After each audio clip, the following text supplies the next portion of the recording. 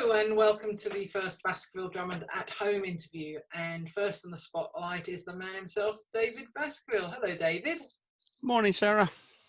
So I know life has been a struggle without any rugby to sustain you, but you've obviously been keeping busy helping clients with their pandemic response and also talking to friends and associates about the impact of coronavirus more generally. Um, Based on all your observations and interactions over the past couple of months, what would you say are your top lockdown takeaways?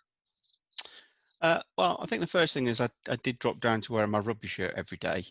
And I think it shows that Northampton have actually got a really poor design, because I've been accused of wearing the same shirt for 8 weeks. I've actually been working through several iterations of different shirts. But I couldn't honestly, couldn't possibly comment.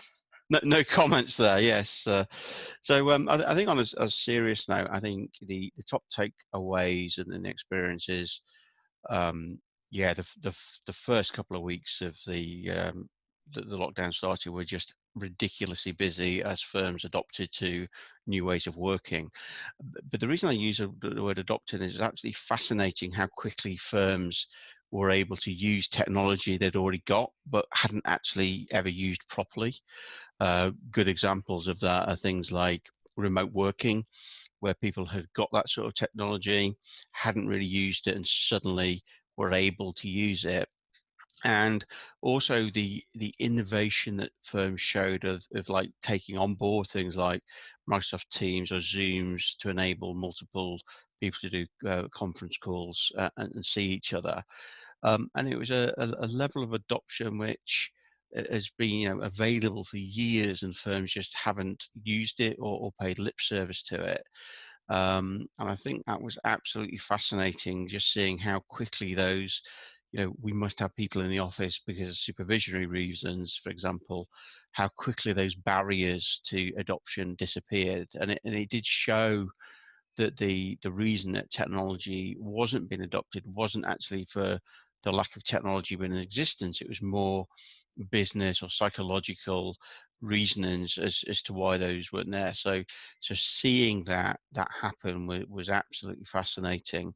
And I don't think we'll ever go back from that. I think the genie is out of the bottle, and new ways of working will be here to stay. I'm sure there'll be some sliding back to office-based working, but the principles are out there, and the speed of that is fascinating. And I think it also showed again that to some extent that IT teams are seen as barriers for doing things because of the processes and all the risk management put around things. But actually, I think it has moved IT into that position, actually being able to support the business and show that flexibility and nimbility, which may have been lacking for a while. Can I ask? I mean, were you impressed generally with the response? I mean, obviously, I, necessity is the mother of invention, isn't it? So maybe that's what sort of got them acting I, quickly. I, But I think I was frustrated by some of it. So firms who have almost actively not adopted solutions that have been in place, suddenly realizing it is quite disappointing at times. You think, well, actually, we could have been doing things differently for a year or so. But once we started off down that journey, I was very impressed by firms' ability to say, actually, yeah, we are now doing this. And it's quite interesting in change management. There's a lot about taking people along on the journey and all the things that firms do to do those sort of things. All of those things that you normally do, like have committee meetings, discussions, and talk to people about what they want, were all bypassed. And actually, it was like, we must do this, and people got that and just acted. So I think that pressure of COVID actually removed a lot of those internal and external barriers to getting stuff done, and a lot of things happened in that period because of the force of pressure from an external entity, which wouldn't have happened if that business was allowed to do things in its own way, or it was somebody's pet project to make something happen. The fact it was a hard, you must do this, we must survive as a business, therefore we will make it happen, and that galvanizing force of reacting to that external pressure was a real power in making these things happen. So I think that was my view, and I think also where we spent an awful lot of time, and it was time we put into things to make things happen, was actually making sure that where a firm had outsourced to third-party vendors, we found that those vendors may not necessarily have always been acting in our client's best interest. I think there was some third parties trying to make money out of the situation initially, and trying to sell products rather than solution. So a lot of our time in those first couple of weeks was being that pragmatic, that's just not the right thing to do. We need to do X, Y, Z instead, and guiding through. And I think to some extent we'll come on to that later, but we did see that service providers delivering the service they're paid to deliver, rather than being innovative and helping firms through a disastrous situation. So we did see that sort of as a challenge as well throughout this. Yeah, Um, obviously, there's been a bit of a real surge in the use of Teams and Zoom. Any signs of digital fatigue creeping in? I I think fatigue as well and truly. I mean, and I'm sure we're not unique in this. We have clients who want to start work at 8 o'clock in the morning, and others who want to have meetings at 5 or 6 at night.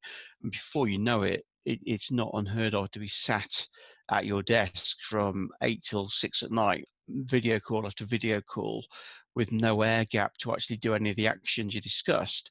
And what we're sort of seeing as well, what we were seeing is people almost trying to fill their day with video call rather than productive time.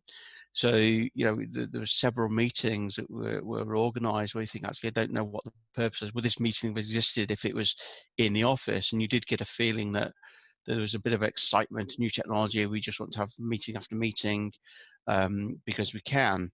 I'm seeing that sort of die off. I think there is definitely, people are zoomed or teamed out. And in fact, over the last week, I've noticed as a more gradual recall to phone calls where it's a one-to-one. People were just doing everything on Zoom or Teams, and it is now people are just picking the phone up and not feeling we have to have a video on to prove we're at home when we're set up. And the book the bookshelf envy type stuff going around. I think people have realised there is a place for a phone call, a place for a Zoom, a place for a team, and are beginning to adopt to what technology works best for a particular circumstance. So I think, people are getting a bit, it's very, very helpful seeing the watch of people's eyes, so you really know what they're feeling as you're talking. I think that's really important for when you're working with your team, so you can keep in touch and know how they're coping. But if it's every meeting needs to have that same thought: is this meeting actually necessary? What we're going to get out of it? What's the action plans coming out of our discussion, rather than just filling the airways with chat for the sake of chat? And I think that first month there was a lot more of a chat for the sake of chat, and those are dropping off now. I mean, it is getting back to business as usual, using different technology. Okay, so that's sort of looking back. What about looking forward now? We've got sort of weeks and months ahead of the sort of restart and the recovery. What do you think needs to be on the to-do list for law firms? Well, obviously the government things are changing all the time, and it looks like we're trying to get everything back to normal mid-June to early July. I think for firms in the city, there's a lot of talk about the fact that they won't be going back into the office this year. I think there's a lot of talk about maybe dropping off the amount of office space and moving into more hot desking style arrangements. So I think firms are beginning to turn their mind into, okay, what's the long-term plan? What are we going to do as an organisation? There's already 2 of our clients who are on office move projects and put them on hold to reevaluate what they do, whether they actually really need that office space, for example. Um, I think the other thing to add into the mix is, obviously at the moment we're really lucky, a load of sun around, and it feels like summer. Not, we've only just started summer, but it feels like we've already had a summer. And there are predictions that obviously this is um, a disease which will be spread more if there is sort of a lot of coughs and normal. So come the winter months, there's a prediction that there'll be a secondary lockdown. So if we're back to normal for a couple of months, firms should be thinking, what do we do if we have to send staff home over the winter months? And we've effectively cobbled together a solution, a lot of firms, to get them through this environment. But should we now accept that there will be a second, third, fourth wave or similar diseases, and maybe we need to think about how we're going to survive, not just till the end of July, but we should be put into place, well, what's our long-term plan if this does indeed become a new way of working. And I think the other thing, so yes, we've got the outward pressure, but I think firms are also now seeing the inward pressure of firms where people may not have been trusted, if you like, to work from home, where firms have said, we have to have people on site for team working, for file reviews, for management. And actually, I think we're already hearing from staff saying, actually, do you know what? I don't fancy commuting into London. I don't want to do that. I've enjoyed, people might have been working from 8 till 6 or 7, normal working days stuff from home, but then they've not had the hour commute other side. And I think there'll be a lot of people thinking, well, it suited my firm for me to work from home when it was a business need, but actually now it's my personal need. I like being at home. I want to be able to work from home 3 or 4 days a week. I don't want to have to go into the office every day. So I think there's going to be firms having to plan, yes, long term, what do the firm want to do, but actually, we've been talking about the needs of the millennial generation for a good number of years now. And I think what we'll find is that this endemic has actually caused people my age to become like millennials and think, actually, we want to have a little bit more of that flexibility that we're expecting the next generation of workforce to have. So I think that's number one, is that planning for the medium to long term. And I think the second obvious one is a lot of firms have survived, and sadly we have seen some law firms sort of cease trading over the last couple of months, and a couple of really high profile firms who've ceased trading. And I think the number two, if not even number one thing, will be that what's the state sustainability? How are we going to keep our business going in this situation if we are going to expect these second, third waves, and we may be looking at a 12 to 18 month cycle?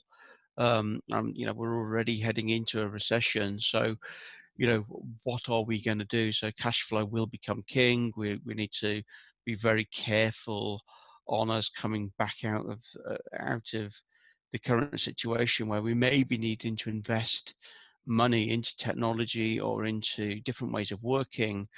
How do we do that with the outward pressures? And one of the things I sort of thinking about there is things like file reviews and the true need, if we are working remote, for it to be true agile working and electronic working rather than the file-based file reviews.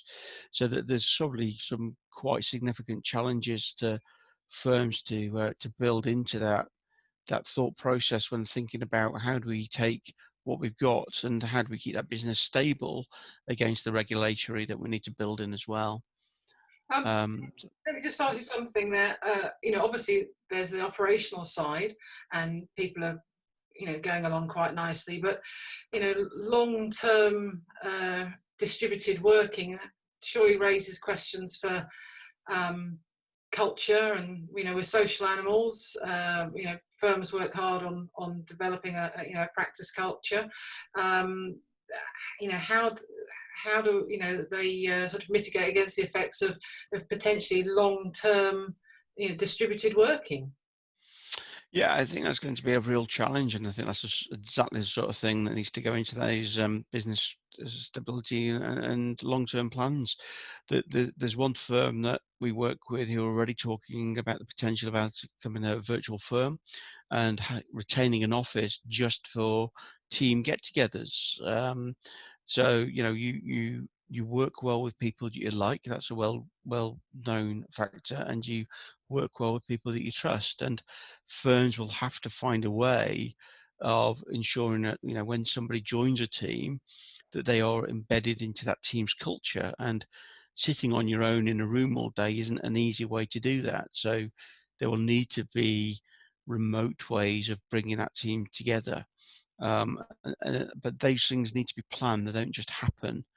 So I think there'll be different styles of management or leadership training, which will come out, and I think we will start to see training providers training lawyers a lot more on managing remote teams, and there's other industries that do that really well, but it's just something that we've not seen in our profession.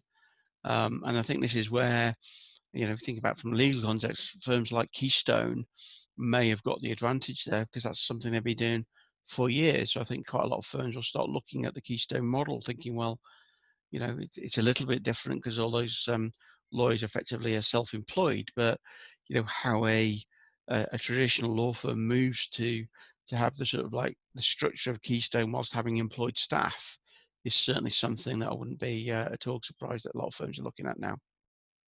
And do you think suppliers are going to have to step up in the next few months? I think suppliers really do need to step up, and there are some great suppliers in the legal market doing the right thing. There are also a lot of people who deliver service to contracts, and the other thing that we've seen in particularly in what I call the firms in that sort of almost like an awkward bracket where they're sort of like 80 to 200 strong, where they may not have a full-time IT person. They may have outsourced to a provider who does a hosted desktop or whatever. And we find that actually those providers aren't looking after their firm as well as they could. And we are certainly seeing an increase of firms who need strategic advice, a virtual IT or finance director role, where they need that advice, they need that structure, they need that ability to manage their suppliers that they don't have internally, because we're finding that those sort of service providers aren't delivering the strategic support the firm needs. And I think that is certainly an area we're expecting to increase, that people need that layer between them and other service providers to make sure good strategic advice is followed and implemented as the firm needs, rather than just a point-in-time solution purchased. Excellent. Thanks, David. That's all for now, but please join us next time. Thanks a lot, Sarah. Thank you, everyone.